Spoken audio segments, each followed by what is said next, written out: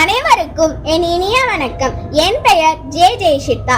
நான் 5ஆம் வகுப்பு இ பிரிவில் படிக்கின்றேன். இன்று நான் மகாத்மா காந்தியடிகளை பற்றி பேச வந்துள்ளேன். மகாத்மா காந்தி என்று அன்போடு அழைக்கப்படும் மோகன்தாஸ் கரம்சந்த் காந்தி இந்தியாவின் மாபெரும் சுதந்திர போராட்ட வீரர் ஆவார். தன்னுடைய வாழ்நாள் முழுவதையும் நாட்டிற்காகவே அர்ப்பணித்த மாபெரும் மனிதர். இவருடைய வாழ்க்கை வரலாறு மற்றும் தியாகங்களை விரிவாக தெரிந்து கொள்வோம். இவர் 1869ஆம் ஆண்டு அக்டோபர் மாதம் 2ஆம் நாள் குஜராத்தில் உள்ள போர்பந்தர் என்ற இடத்தில் கரம்சந்த் காந்திக்கும் புத்லிபாய் அம்மையாருக்கும் மகனாக பிறந்தார். இவருடைய தாய்மொழி குஜராத்தி ஆகும்.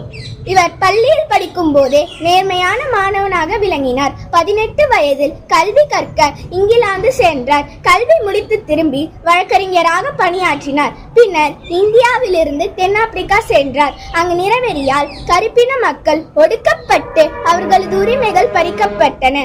அப்பொழுது காந்தியடிகள் அவர்களுக்கு ஆதரவாக போராடினார். பிறகு 1915ஆம் ஆண்டு மீண்டும் இந்தியா திரும்பினார்.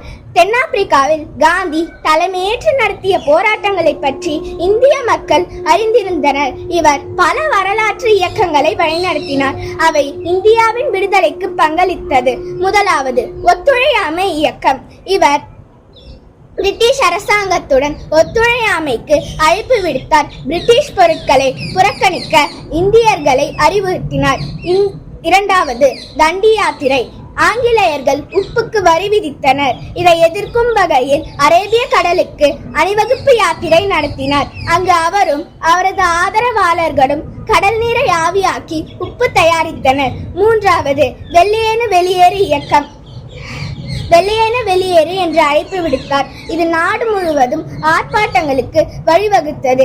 பகவத்கீதை, ஜைன சமய கொள்கைகள், லியோ டால்ஸ்டாயின் எழுத்துக்கள் போன்றவற்றால் ஈர்க்கப்பட்டார். சத்தியம், அகிம்சை ஆகிய கொள்கைகளை தன் வாழ்நாள் முழுவதும் கடைபிடித்தார். இவர் குஜராத்தி மொழியில் எழுதிய சுயசரிதை சத்திய சோதனை என்ற பெயரில் தமிழ் மொழியிலும் மொழிபெயர்க்கப்பட்டுள்ளது.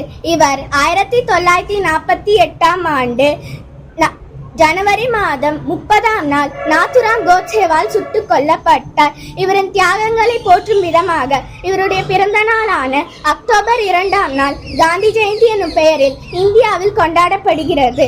இந்த வாய்ப்பை வழங்கிய அனைவருக்கும் என் நெஞ்சார்ந்த நன்றியை தெரிவித்துக் கொள்கிறேன். நன்றி, வணக்கம்.